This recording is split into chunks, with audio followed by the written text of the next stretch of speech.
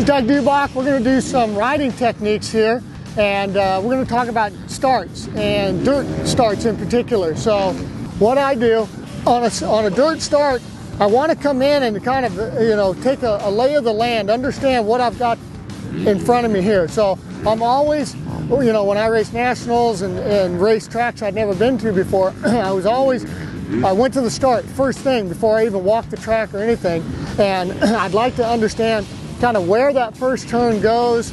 Is it a little more favored inside to outside, just distance?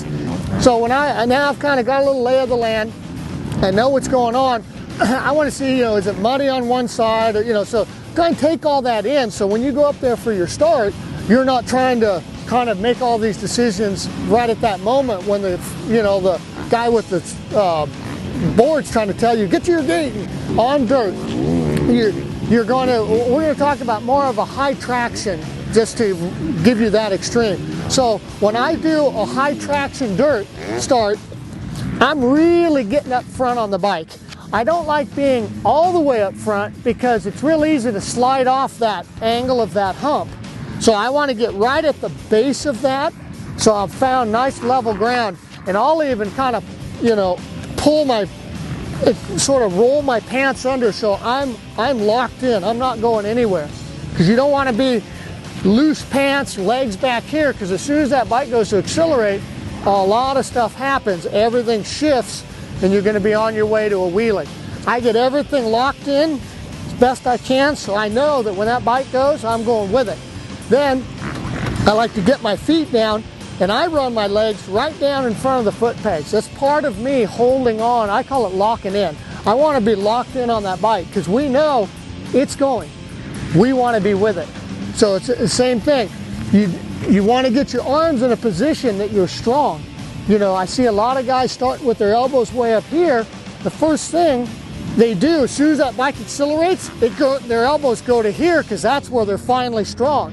If you're ever doing a pull-up, you don't do a pull-up like this, you do a pull-up like that. So that's where you want to be as locked into that bike as you can be. Now I've got my start position, my body position on the bike ready, I fixed my gate, everything's ready to go.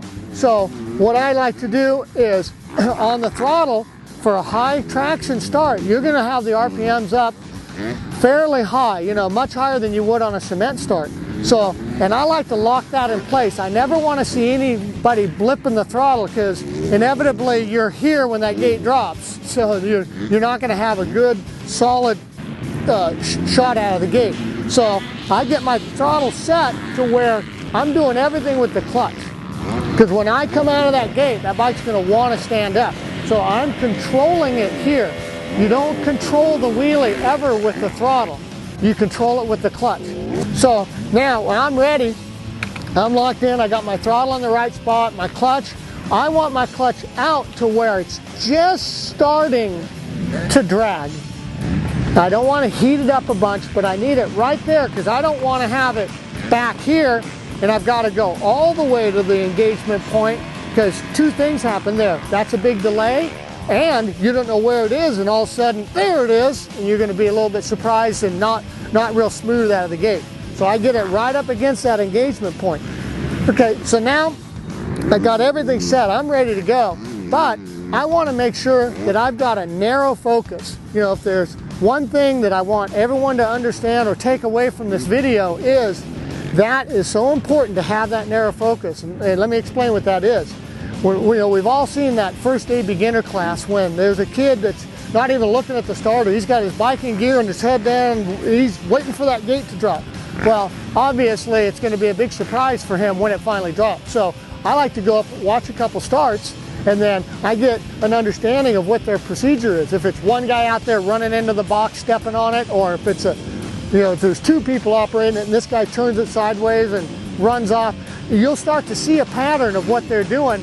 That's what I'm talking about. So now I know, okay, he's going to go over there, and just about the time he gets there is when the gate always drops.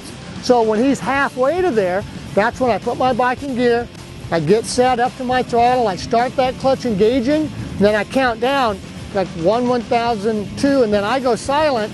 And when I go silent, that's when my focus really comes down because I've set everything up to where the gate's going to drop between 1 and 2 seconds from that moment, I can certainly focus for that amount of time, and then I'm ready to go.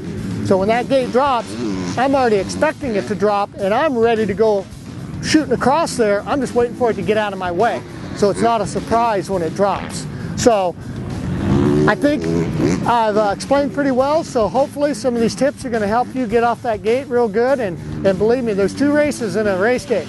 One to the first turn, one to the checkered flag. If you win that first one, second one's much easier.